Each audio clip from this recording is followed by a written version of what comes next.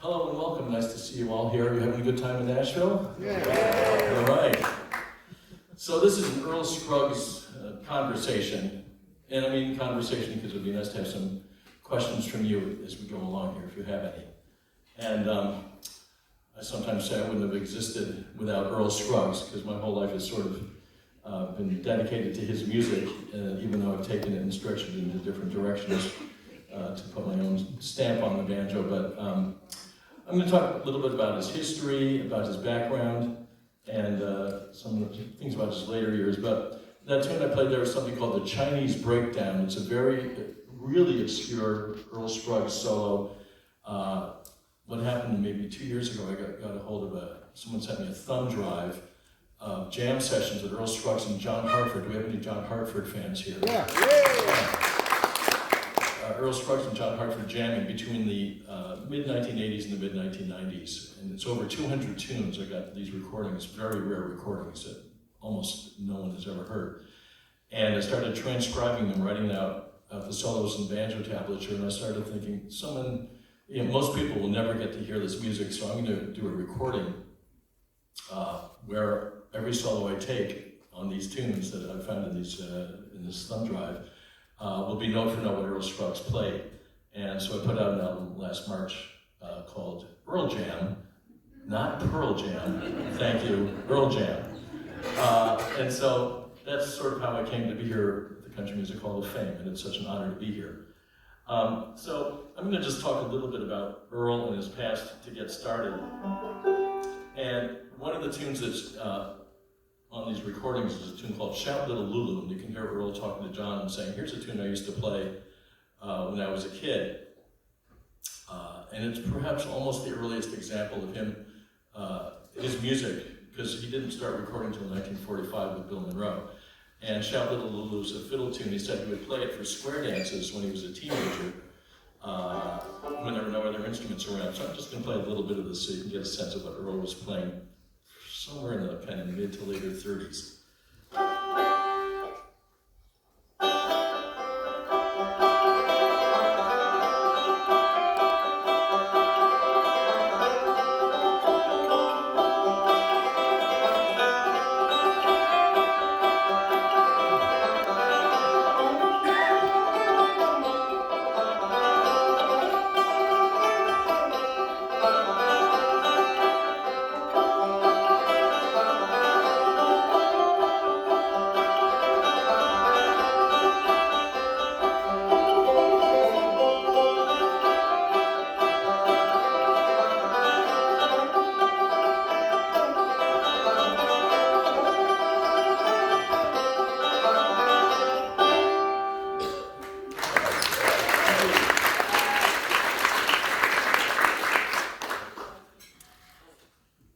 Earl Scruggs started out playing two-finger style when he played bluegrass banjo, and Earl felt that what he played was Scruggs style. And apparently he was backstage at the Opry one time. Well, Grandpa Jones, some of you remember Grandpa Jones, and Grandpa Jones was a wonderful clawhammer, frailing kind of banjo player, and Grandpa was backstage talking to somebody, and, hey Grandpa, what style do you play? He said, oh, I play that frailing clawhammer style. And then Earl Scruggs walked in and someone said, hey Earl, what do you play? I play Scruggs style. It's kind of a Zen thing. Anyway, the first tune that Earl played in the three fingers, I've got some quotes here. Let me get myself organized here a little bit more than I am at the moment. Here it is. There it is. Was a tune called Reuben. And he said he was sort of absent-mindedly playing it with just two fingers, because he hadn't come in with that three-finger style yet.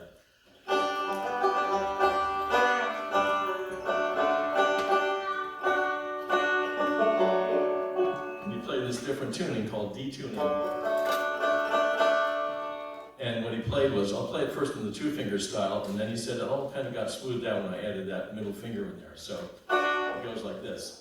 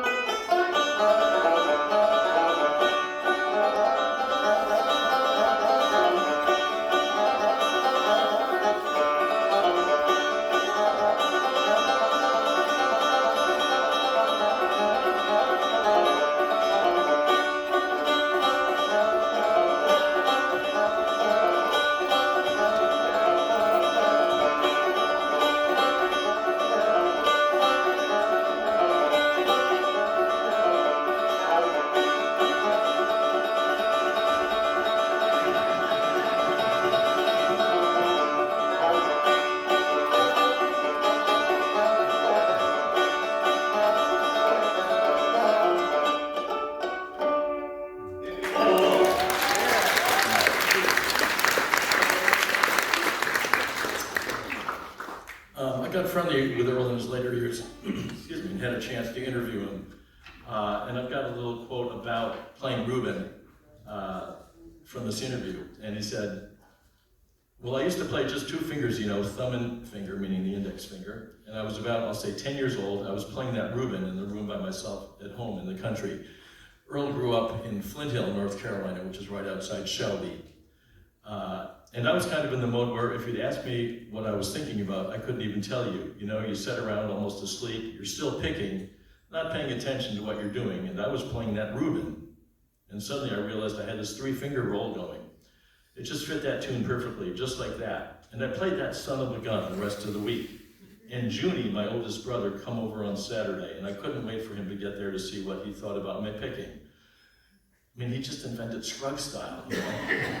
And when he was coming up the road, I was sitting on the edge of the porch, summertime, and I was picking, and he kept turning his head to get a whiff of it. It was the wind blowing, you know? I was sitting on the porch, which was an L shape, and he walked up in the yard, up on the steps, just started in the door, and he said, "Is that all you can pick?"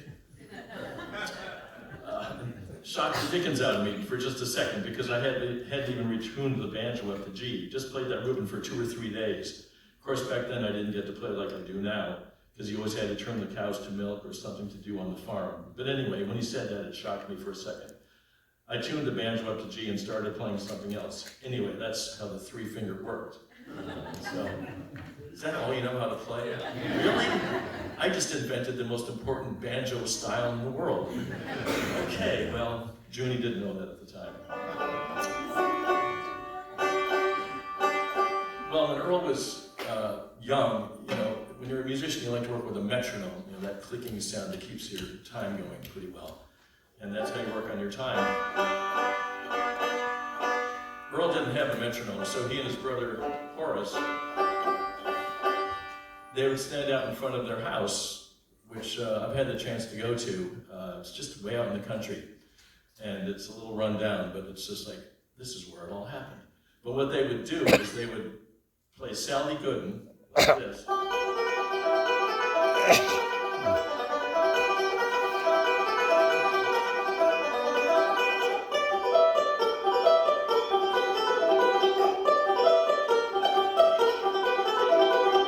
Thank you very much. You don't have to applaud. Anyway, it's too short. So they would play that. Earl would stand on, you know, right next to Horace. Horace would walk around one side of the house, and Earl would walk around the other side of the house. And when they got to the back, if they were still in time, they knew their time was pretty good. And if not, they'd go back around to the front. And when I got there, 60 years later, I was expecting to see a well-worn path, but it was long gone. And I tried that recently. This past January, we did this. This is the year of Earl's 100th birthday. Would have been his 100th birthday on January 6th. So on January 6th, we did a show in Shelby honoring Earl. We did it with the Traveling McCurries. And the next day, we went out to the house, and our guitar player and I stood in front of the house and went on opposite sides of the house. And we were not in time when we got to the back. In all fairness, the terrain on my side of the house was a little rough. He had a smoother walk, so just saying.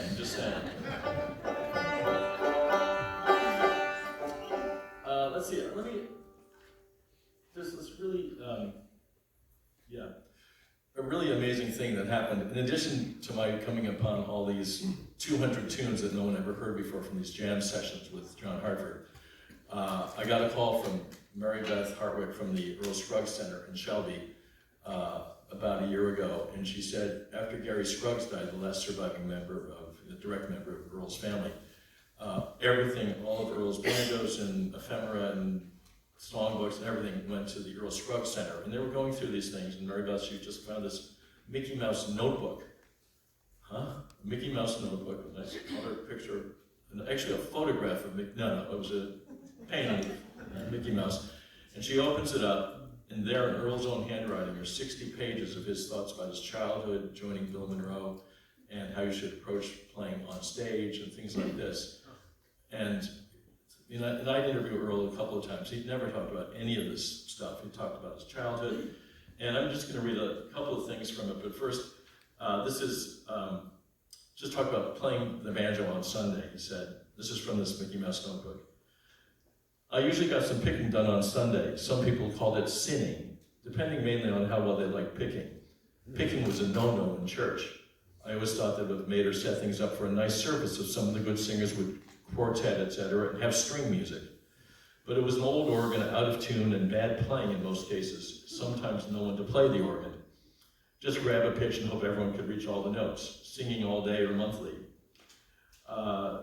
And before church, or if I just after church, it's a little unclear what he says here, but after church adjourned most Sundays, you'd have to walk 1 to 3 miles back home and eat.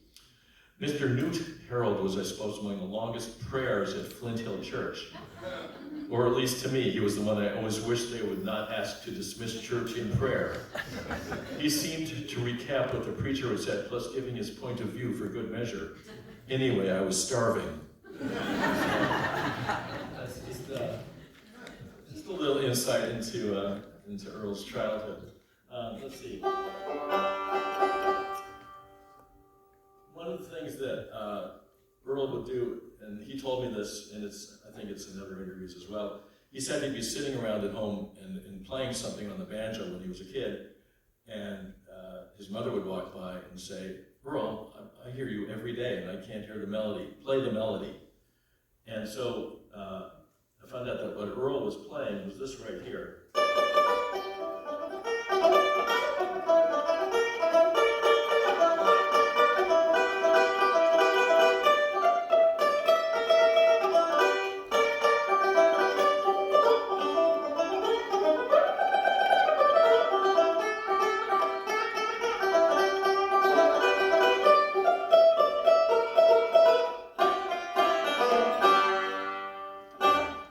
Which is, okay, all right. Thank you. It's a tune that became something called Foggy Mountain Special, but Earl, he called it Boogie Woogie music, and it was a tune called Step It Up and Go. And he was playing, this is one of the hardest things to play besides that Chinese breakdown where you're jumping all over the neck. And apparently that's what he was playing, but his mother was saying, play the melody. And so what Earl would do, especially in his later years, he would play a melody as if he were singing the words on the banjo. You all know Country Roads by John Denver? Oh, yeah. Yeah, I'll play it the way Earl played it. And see if you can hear the words as I'm playing it.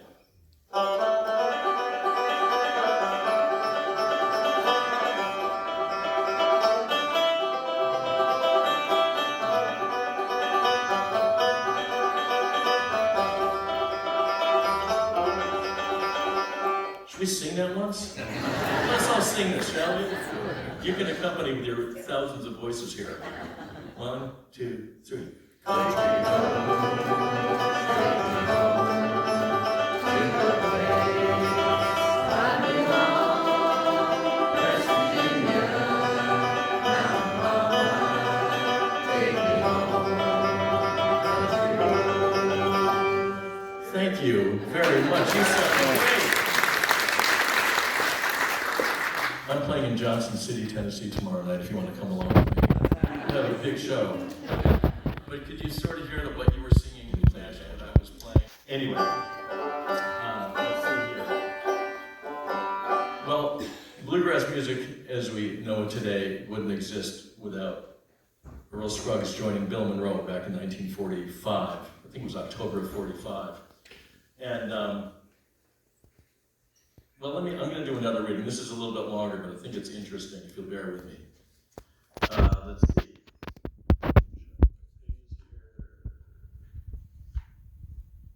Yeah. Okay, this is again from this Mickey Mouse notebook.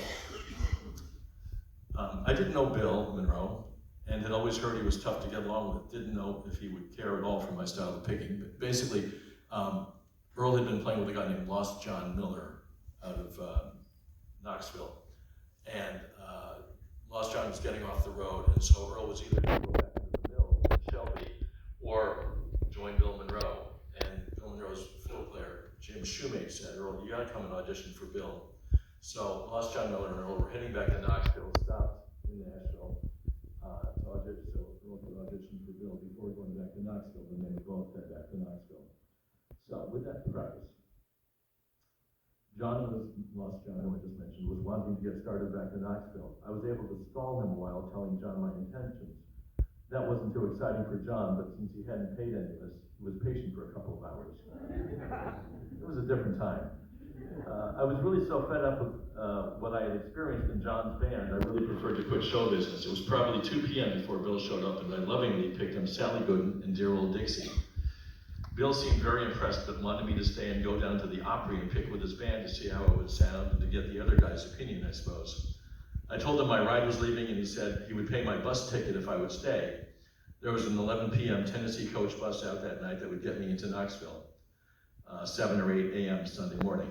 We picked and picked and picked, and about 10:50 I picked up my banjo and told Bill I was catching the bus. So, I told him I was very sick, had to get my clothes in Knoxville before coming back to Nashville to join Bill Monroe, and that I was going to Shelby to try to get well. He said, be back next Saturday. I said, all sounds well, except nothing had been said about what he paid or anything. He said, I pay everybody the same, $60 a week, $10 for Sunday. And you pay your hotel and food plus any other expenses. What a deal. I caught the bus, paid for my ticket, which Bill never refunded me. Got on the bus the last minute, all seats were taken, and I stood in the aisle all the way with the chills. My back hurt so bad from the hard chills, I sat on the cold floor part of the way. Got to Knoxville. Lost John and Dora, his wife, were in bed. I told him Bill had given me a job and explained my sick problem, and asked him to take me approximately 2 miles to catch the city bus or take me into town, but he refused. I walked in the snow and waited for the bus. What an ordeal. Thank you, Bill Monroe, for making me do this. Okay, and this is the last part here. This is going back to the audition. When Bill came to the Tulane Hotel, it must have been at least 1 or 2 p.m., being sick with the flu and having a fever, my patience had almost expired. But Shoemake, Jim Shoemake, the fiddle player who said he should audition, kept assuring me Bill would be there any moment. John naturally wanted to get back to Knoxville. I wouldn't have blamed John if he had departed hours earlier, but he remained fairly calm. Bill finally came buttoned up snugly in an attractive overcoat and scarf around his neck. This was my first musician to have almost shoulder-length hair. He had a beautiful head of hair, with it, as people around home used to say, bobbed off hanging neatly on his scarf and overcoat collar and a full, almost earlobe of sideburns. But he had all the appearance of a pro musician. I picked Bill a tune and he began almost to shuffle as he pranced around in the room. A big smile, but not much of anything was said. I picked a bit of another tune with about the same reaction and put the banjo in the case. I explained my situation and said I would catch John before he left me. Anyway, I love that he sees Bill Monroe for the first time. What a beautiful head of hair. So just these insights, just this whole new look at Earl Scruggs with these 60 pages. One of the tunes that Earl played, actually the very first thing that Earl played and recorded with Bill Monroe was a tune called Heavy Traffic Ahead, which had the same solo I just played for Foggy Mountain Special.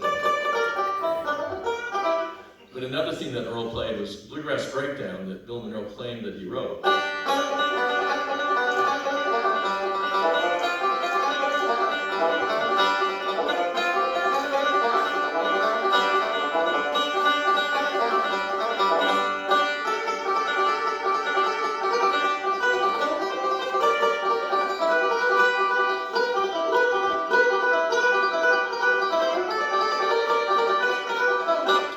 What does that sound like to you? Thank you.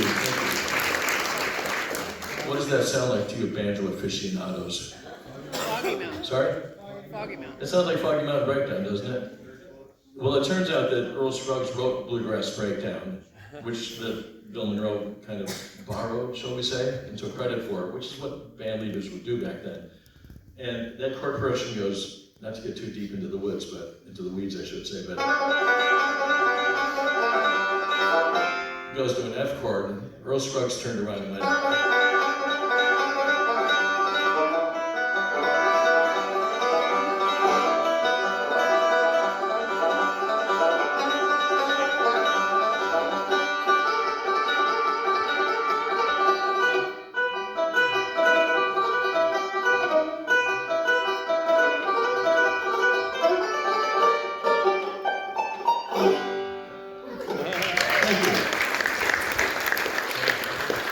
Foggy Mountain Breakdown. So just by by changing one chord, Earl made a lot of money. Because apparently, as the story goes, Earl told me this, that they were just sort of sitting around at home, he and Louise, his wife, and I'll get talking about Louise in just a moment. And they're sitting around at home and with a friend of theirs, and the phone rings, and the friend goes, answers the phone, and they talk for a minute. And the friend says, it's someone from Hollywood named Warren Beatty.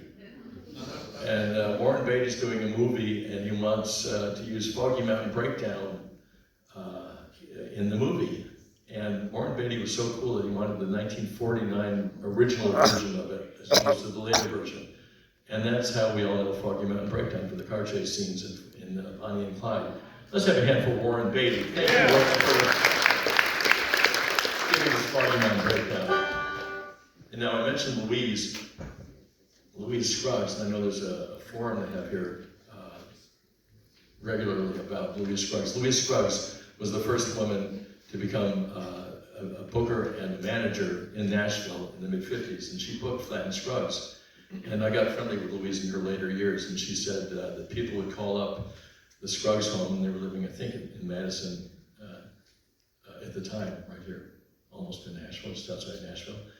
And she would pick up the phone, and the person at the other end of the line would say, hi, I'd like to speak to Earl. And Louise would say, oh, what's it about? And I'd say, well, I'm going to book Flatt and Scruggs. She said, well, you can talk to me. And she said, well, I'd rather talk to Earl. Well, you talk to me or you don't get Flatt and Scruggs. So that's what she was up against in the mid-50s. And she did so much for their career. And for instance, in 1962, they played Carnegie Hall. Flatt and Scruggs were playing Carnegie Hall. And it's one of the most beloved albums. It's a great album. And Louise thought, we should actually record this. It'd be a nice footnote in Flatt and Scruggs' career, but let's record it. So she calls up Columbia Records and says, I want you to get a remote unit out there and record Flatt and Scruggs at Carnegie Hall. And the person at Columbia Records said, how do we do that? And she said, well, you get some wires, and you got a microphone, put a tape recorder at the side of the stage, and you got it all together. Oh, this is what she told me. I can't believe that Columbia Records didn't know how to record a live show, but anyway. And then she said, remember the Beverly Hillbillies? Remember that show, some of you? And that became, the banjo part became, the introduction became a big hit. And Louise thought, everyone loved the music, but no one could get it. It wasn't on a recording. So Louise called Columbia Records again and said, let's record Flatt and Scruggs doing the Beverly Hillbillies thing, the Ballad of Chet Clampett. And they recorded it, and within 2 weeks it went to the top of the charts. So Louise had a lot to do with shaping the career of Flatt and Scruggs. Bill Monroe, on the other hand, didn't have that luxury of having a manager, especially with Louise's caliber. And it was only during the folk music boom, or scare as they say, of the early 60s, he started going to these folk festivals. And a lot of the bluegrass groups were trying to get in on the folk music boom. The Stanley Brothers had a Bluegrass Hootenanny album, for instance. And Bill Monroe was doing some folky kind of songs, but that's why Flatt and Scruggs were so preeminent. A lot of it was because of Louise Scruggs. Now, speaking of the Beverly Hillbillies, can we do this? Can we do all three verses? Would you sing along on this? You seem like you're game. I have a hootenanny right here, the Country Music Hall of Fame. I'm going to play it once through it, and then we'll do all three verses. And then I'll tell you about the obscure fourth verse. Did you know there was a fourth verse? No. And after I read it to you, you'll know why I never made the cut. All right, I'll play it once.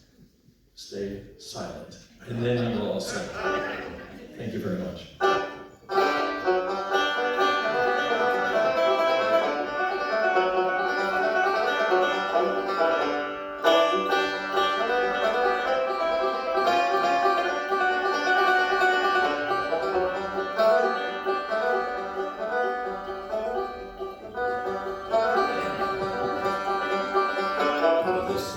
Story about a man named Jed. Everybody. Poor mountaineer, and he kept his family fed. Then one day he was shooting at some fruit, and up from the ground came a bubbling crew.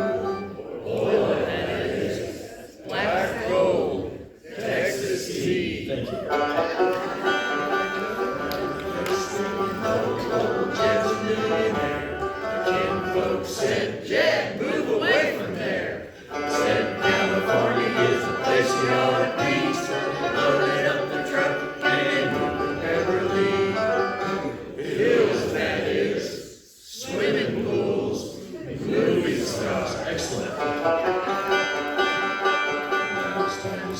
by the Jed and all his kin. They would like to thank you folks for kindly dropping in. We'll be back next week to this locality to have a heathen helping of their hospitality. Beverly Hillbillies. Gets quiet around this time. Nice folks. Y'all come back here. All right, thank you very much.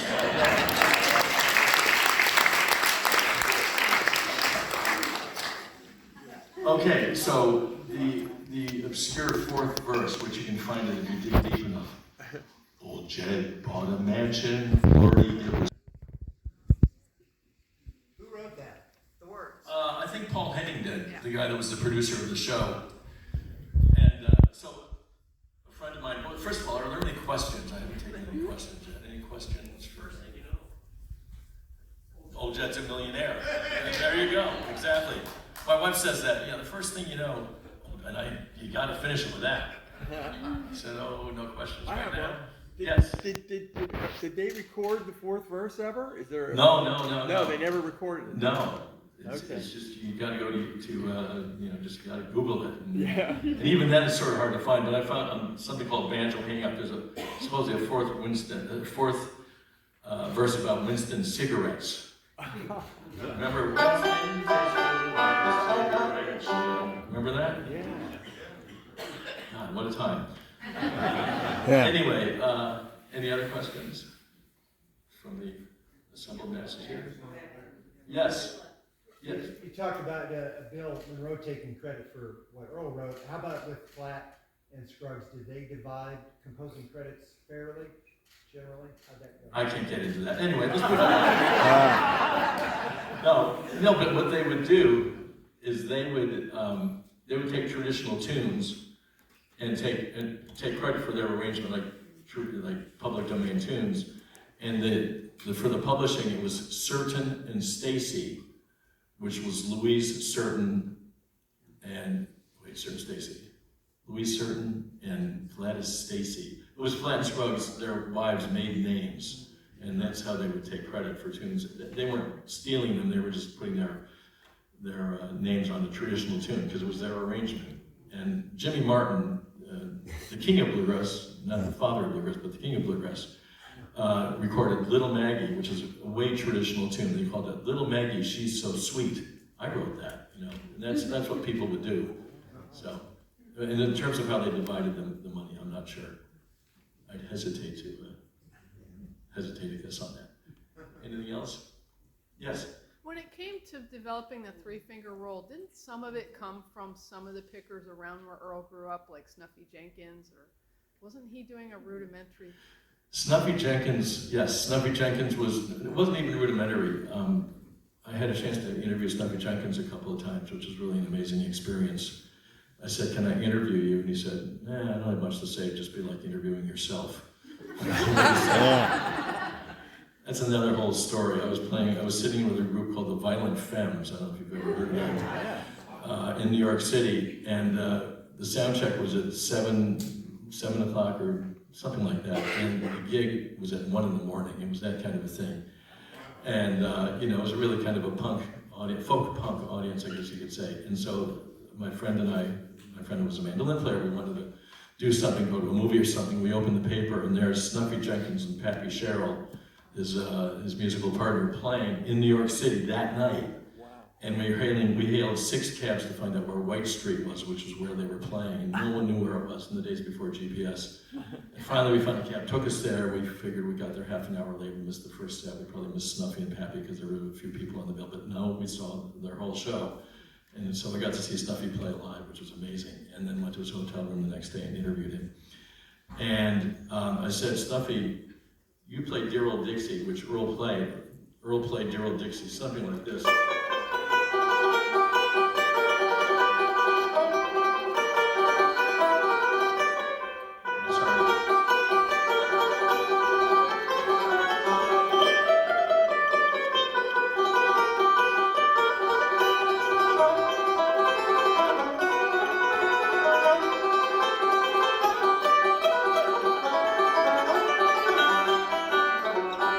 And that's how Earl played it. Thank you. And then I asked Snuffy, now Snuffy Jenkins, I think he was from South Carolina. I know he was, in his later years, he was in South Carolina. But he said that, and Earl said also, that the two of them would like go to fiddle contests together and they would hang out together. And it's a little hard to know who influenced who, but I asked Snuffy, and Snuffy had mentioned in this interview that he had played Dear Old Dixie, and I asked, could you play that for me? And I recorded it, and I slowed it down to half speed, and this is how Snuffy played it.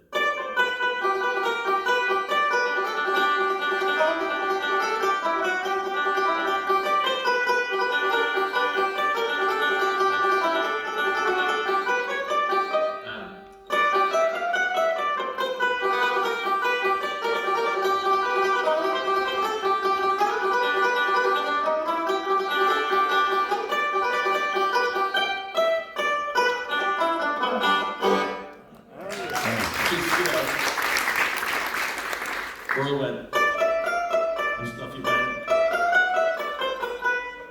So, very similar, so it's hard to know who influenced whom, but yes, Snuffy was around. There was another guy named Smith Hammett, who lived in Flint Hill, who played the three-finger style. Earl said he was never influenced by him, but Snuffy Jenkins said that Smith Hammett played Sally Gooden out of his position, which is a very common banjo position. So, anyway, I find that really interesting to find all these confluences between the two of them. Does that answer your question? Thank you. Okay. Okay, one more question and then I'll move on. Yes. I've read that, like, the Foggy Mountain Breakdown, Yeah. the 1949 recording, where Earl wrote it going to an E minor chord, Right. but Lester would not play the E minor chord sometimes and play the E major chord. Yeah.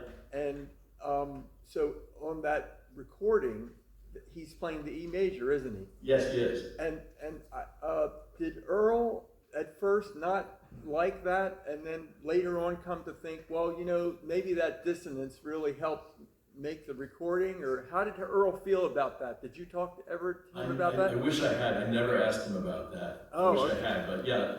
Yeah. When you get to like old time music, which preceded bluegrass and still exists today, but these old recordings from the 20s and 30s, there'd be extra beats, the chords would be kind of weird like that, like Yeah. Earl went on an E minor, and you're talking about Earl, Lester Flatt playing an E major chord on the guitar. Yeah. Plus, Earl's playing two measures, not to get too technical here, but Earl's playing two measures of E minor, and two, and, whereas the band, including Lester's, going 1 and 2 and 3 and.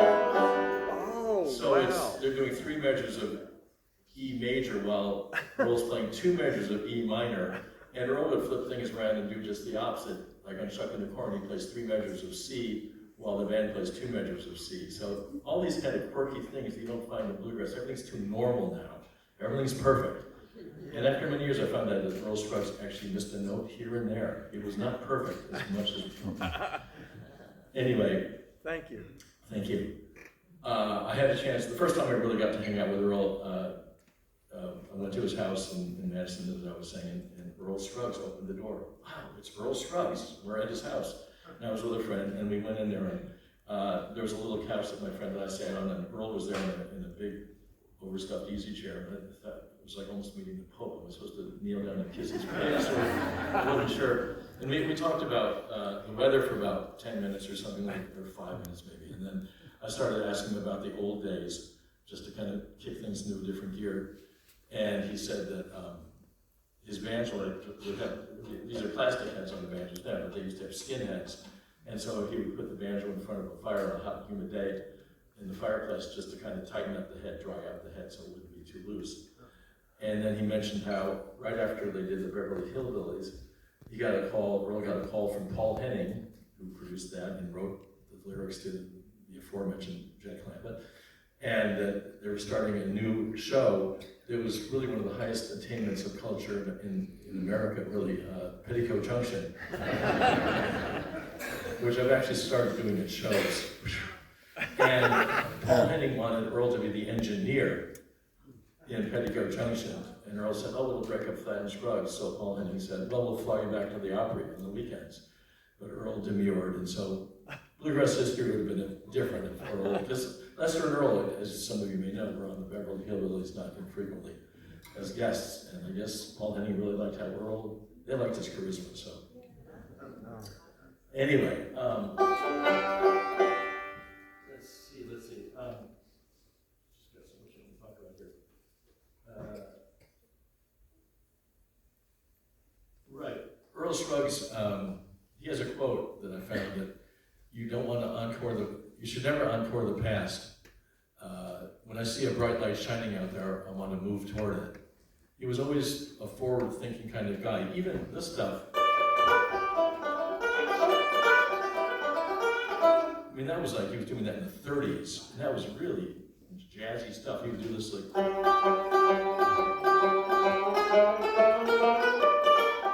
It's like big band, Glenn Miller kind of stuff. He was doing jazz like when he was a kid. And as he went on, he was just always trying to explore different things after Flatt and Scruggs broke up. And Flatt and Scruggs broke up in 1968. Now, why did they break up, you might wonder? Because Flatt and Scruggs, well, I think Louise and Earl wanted to move in a more rock and roll direction, shall we say, and they started doing various kind of tunes in that realm. And they played at the Avalon Ballroom out in San Francisco, where, you know, Big Brother and the Holding Company and Hendrix and everybody would play. And so one of the last tunes that Flatt and Scruggs recorded was a tune called Rainy Day Women 12 and 35. If we have any Bob Dylan fans out here, you may know the song.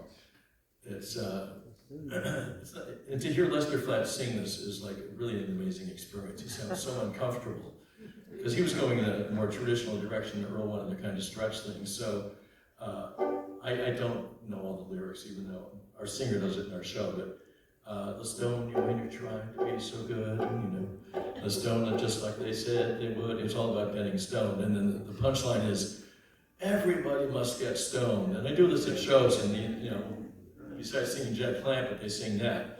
And I'm not proposing that anyone should do this, but it's Lester Flatt saying that lyric, and it's like, wow, you hear the Foggy Mountain Boys singing, everybody must get stoned. It's like, really? Anyway, after Flatt and Scruggs broke up, Earl told me that his boys, Randy, Gary, and Steve, would be jamming in their garage, an actual garage band, and Earl went over to them one day and said, can I sit in with you guys? Earl, it's your sons, but anyway. And they said, sure, Dad, and that became the Earl Scruggs Review. And the Earl Scruggs Review, I'm not sure how long they were out there, but here's Earl playing these rock and roll venues and playing for a whole bunch of people, like in the early 70s into the 80s. And I was playing festivals in the 70s. And what happened is all the rock festivals got shut down, and a lot of the long-haired folks and motorcycle gangs and whatnot would all gravitate towards these bluegrass festivals. So it was a very interesting time for bluegrass festivals. They weren't quite as family-oriented as they are today. But Earl would be playing these kind of places. And anyway, he was very forward-thinking. And somewhere, can't remember exactly when it was, maybe the early 80s, a gentleman did a documentary on Earl called Earl Scruggs Family and Friends. Yeah. And Earl, they got Doc Watson to play along, Joan Baez, Bob Dylan did 3 songs with Earl, including Nashville Skyline Rag.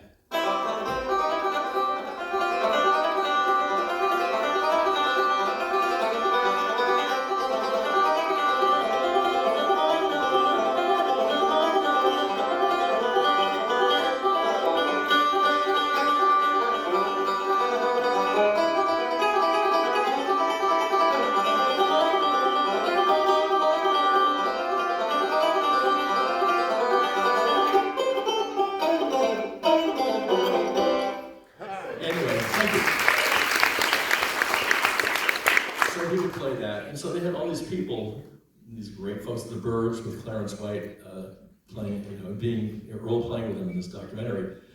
And while they're sort of in the midst of filming this, Randy Scruggs was a big fan of Ravi Shankar, if you know who that is. He was a sitar player, an Indian sitar player.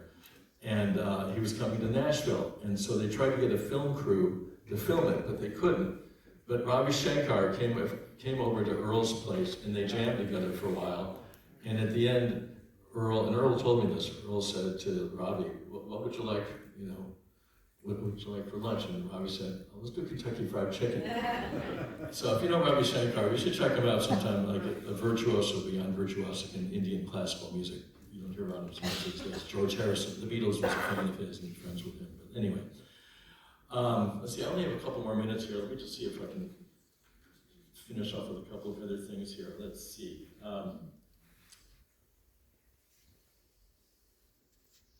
Yeah, Earl had a very dry sense of humor. Bela Fleck and I were doing these, if you know any Bela Fleck fans here, I'm imagining some of you are.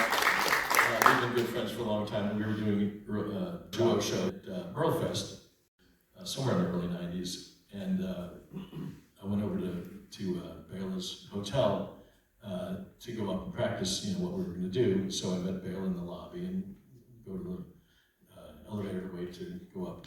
And out comes from, the elevator doors open, out comes Earl and Louise Scruggs. And again, it's like, it's Earl, but it's Earl Scruggs, But Earl Scruggs had just bought Tammy Wynette's and George Jones's mansion here in Nashville. And I said to Earl, so Earl, I hear you have a new house. He said, well, it ain't exactly new. Very dry, very dry. And there's a guy named Neil Rosenberg, who writes a monthly thing for something called the Bluegrass Situation. I just found this last night. And he was talking about this guy that had opened up for the Earl Scruggs review. And this guy said that at the very end of Earl's set, as he walked back out for his third or fourth encore, he stopped and said to me, if I just play the damn thing right, I wouldn't have to keep going back out. Anyway, I love that. And then another quote from Earl, which I thought was really beautiful. He said, well, actually, before I say that, one more story. You know Obi-Wan Kenobi from Star Wars? It should have been played by Earl Scruggs. He was like the all-knowing, wise, gremlin-like guy. And so I was seeing Earl at a place called B.B. King's on 42nd Street in New York City. And I'd go backstage afterwards. Earl was playing great. This was in his later years. And I would go backstage and I'd see Gary there. The rest of the band had already gone back to the hotel. And Gary would say, why don't you go back and hang out with Dad? Sure, I'll hang out with Earl Scruggs and just chew the fat for 20 minutes. So we're back there talking, and this woman comes in a little bit drunk, and she works there, and she said, I'm a waitress here, and they're not paying me right, and I'm waiting to get my money. And she was kind of going on. And she said, who are you? And I identified myself, and she said, I'm Earl Scruggs. I said, Earl Scruggs, And she had no idea. And so she's going on for 4 or 5 minutes. I was about to stand up and I wasn't even going to know what I was going to say. I didn't want her to be bothering Earl, with this going on and on. And as I was about to do that, Earl just looked up at her and said, nice to meet you. I said, nice to meet you. And she walked out. It was sort of like not Obi-Wan Kenobi, what's the Yoda. Alec Guinness? Sorry? Yoda. No, not Yoda. What is his name? Alec Guinness. Anyway, he said, these are not the droids you're looking for. It was a Star Wars moment. Yeah. That didn't land, did it? Yeah. Things were going so well. Anyway, any last questions? Any last questions? Yes? Where do we see Bluegrass in Nashville this week? Where do you see Bluegrass in Nashville this week? Station. Probably nowhere, because everyone's over at IBMA this week, the International. Oh, that's yes, right. Station Inn is the place. For Bluegrass, here, Station Inn is the place. But the International Bluegrass Music Association Fun Fest is happening in Raleigh, North Carolina, which we're heading up to in a couple of days. So a lot of folks are up there, but yeah, Station Inn is the place to go to hear bluegrass. You're welcome. Anyone else? Okay, I'll finish up with this one quote. I've got 3 more minutes, I think. Okay, I just wanted to mention this, because Earl told me this story. One of the first tunes that Earl Scruggs wrote was a tune called Earl's Breakdown. When you're a banjo player, you're supposed to name a tune after yourself. And so I was having dinner with Earl and his son out in Missouri a few years ago, and we were talking about dreams, and Gary Scruggs said, Dad, tell Tony how you wrote Earl's Breakdown. And Earl said he dreamt this thing where you detune the banjo, you take a note and go, you like that? Yeah. You want to hear it again? That was really hard. Anyway, Yeah. so Earl dreamt that he was detuning the banjo like this. That's pretty good. I do it perfectly every time, right? I'm so talented. Okay, trade secret. I got these special stops on the string which makes you go back and forth perfectly. I don't know, it's like a magician telling the trick. Anyway, but when Earl came up with this idea in 1952 or thereabouts, he did it by ear. He didn't have the special tuner. He just did it by ear. And so the tune goes like this.